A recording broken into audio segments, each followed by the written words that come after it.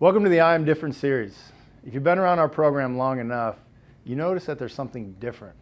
I Am Third is not the world's way of doing things. In fact, as college basketball moves towards a me first narrative, we are doubling down on I Am Third. We want to take you behind the scenes and show you some of our former players who are doing big things in our world through I Am Third in the game of basketball. It's God first, others second, yourself third. The unique and cool thing about it is if you have that perspective, it comes back around to benefit you. Let's have it for the national champ! For the national champ! For the national champ! Unbelievable! IWUHoops presents The Pursuit. Go inside the locker room as IWUHoops trades the pursuit of me for the pursuit of three.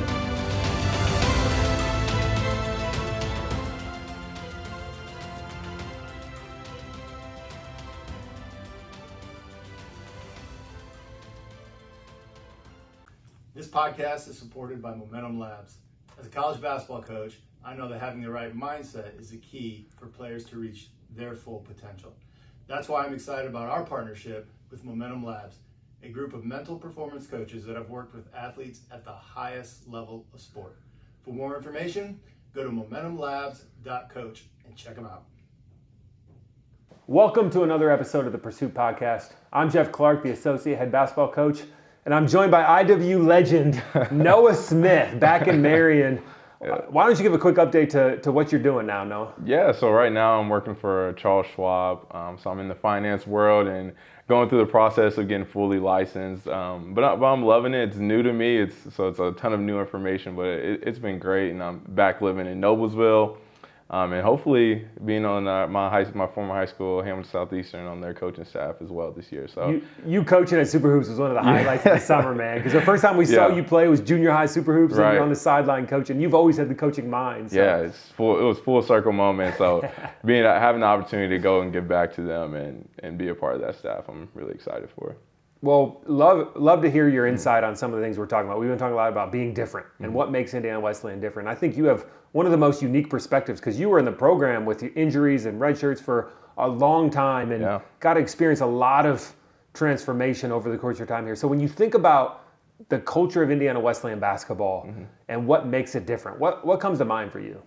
The big thing for me is just the relationship aspect and how intentional you guys were throughout my whole process. When I always think about my college experience, like I went through every kind of aspect of a player, like the highs of being all conference and the lows of being hurt and then battling through injuries.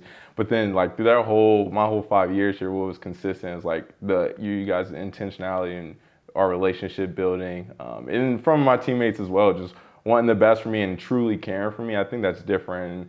And, you don't get that a lot now. So when you think of I Am Third, how do you define I Am Third in your life? For me, it's simple. It's just putting others first, putting God first, and put others second, and yourself third. And that plays out a lot in my role. And so when I was looking for a job, I wanted something where I could help others succeed and like put them first, right? And so in my role, I'm able to do that. And so it just kind of goes hand in hand with, what makes me happy is putting others first, and I never really understood that or knew how to go about that until coming to IWU, and so I'm just super grateful for that. I'd love to hear, when in your career did it click, and then how does that come to life in the financial? You're working at Schwab. Yeah. How's I Am Third come to life there? Yeah, so it honestly clicked pretty late for me. I mean, I think early on I understood it, but I didn't fully want to give myself to that or fully want to give into that, so I had kind of my selfish desires, and I'd say junior-ish year, it really clicked for me that like, this is something I want to do, and it makes me happy seeing others succeed and seeing the people around me succeed and reach their goals.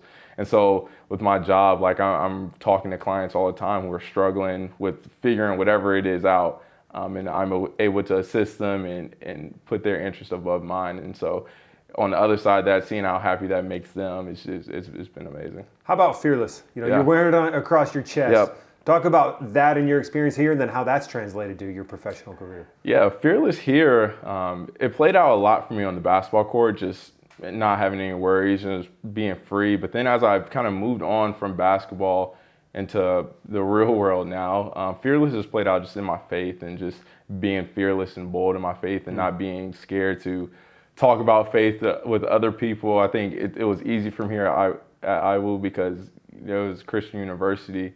But when you get out into the world and there's not Christians around you all the time, and your coworkers may not be believers, and just being able to stay firm and be fearless in your faith has just been amazing.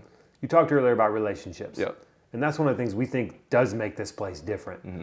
What was it about the relationships, both with coaches and teammates, just the people you were around here? Yeah. What made that so unique? Yeah, I don't know exactly what made it so unique, but I know one thing that just, I don't know how to describe it, but I could feel that there was true love there and that people truly cared about me. And so I didn't feel like it was a fake or transactional relationship at all, whether it was, my teammates just liking me because I'm their teammate, or my teammates liking me because I passed them the ball, or you guys like me because I'm a good player. I felt like our relationship was genuine, and then there's true love behind it. And so, it's hard to describe, but you can feel it. And so it's just been building on our relationships, and now we're sitting here graduating, we're still having these conversations, and I'm still loving coming back and seeing the guys and stuff like that. So, yeah.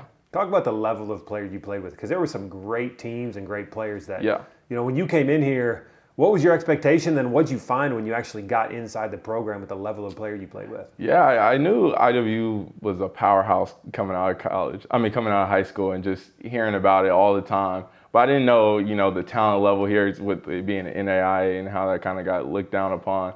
But the moment I got here and playing against Kyle Mangus, open gyms and stuff like that, I was like, oh, this guy is the best player I've ever played with. And I played with a ton of Division I guys. And even after he left, Seth Maxwell and a whole bunch of other guys that are just incredible basketball players and incredible people. And I think NAIA kind of gets a bad rep, but there's amazing talent across the board.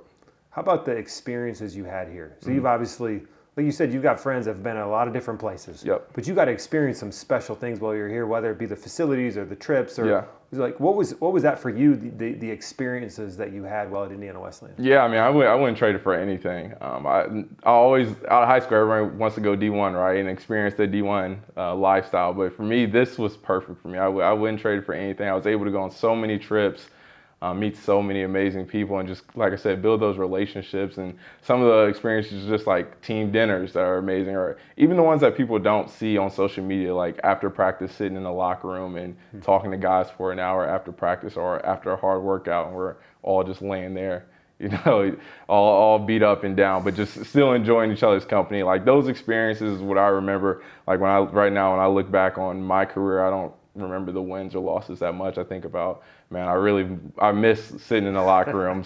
I miss going through those conversations with guys. So. You're just a couple months out, and I'm thinking about how when we do junkyards, there'll all be some alums that come back. Mm-hmm. And I think when you're a player, you dread those things. Yeah. And then you get out, you're like, why are these guys driving 2 hours for 6 a.m. workout? Yeah. But now I'm guessing you can kind of see, like, why do the other come back? Because of the relationships that they're Absolutely. On my drive up here, I was like, man, I need to figure out their junkyard schedule. I need to come up a Friday. And I remember this past year, I was like, oh, I'm not coming back there. My body's done. But just stuff like that. When you think back on your career, there were some highs, there were some lows. Yep. I think of when you got hurt and the practice just stopped because of the love your teammates had for you. I think of some of the trips we went on. What's the memory that stands out most to you right now when you think back on your career? The memory that stands out most to me is shortly after I got hurt, and I had a meeting with Coach T, and that was a dark time for me. I was trying to figure out kind of what I was gonna do, right? Like, knowing I was gonna be out a year. I didn't love school, so like, it was a tough time for me. And I remember Coach T telling me, this is gonna make you or break you. And I just specifically remember that moment, and then from there, like, that just totally shifted my life. Because one thing about me, like, I'm super stubborn, and I was like, I knew, like, I'm not gonna let something break me. And so when he said that, I don't know if he knew that's what I needed to hear or what the case was, but that moment right there just was so transformational for me. If you were talking to, let's just say there's a believer in Christ in the financial world right now, but they're having a hard time. They never got to experience something different like this. You had to speak to them. Give them some advice on living third or living fearless in a role where maybe they feel like they can't. How would you speak some wisdom into that person? Yeah. I'd honestly tell them, just try it out, test it out, try and put someone's interest above your own. It sounds dumb, and it sounds like the world will tell you, I need to be number one, I need to be super successful and put my interest above others for happiness. And I thought that for a long time, and I tried it out, and I realized that I got joy instead of just a momentary happiness. I received joy. So I would just tell that person just to try it out. Give it a month, 2 months. Go with putting someone else's interest above your own and see what happens. I'm willing to bet that they'll come out with joy on the other end. Last thing, in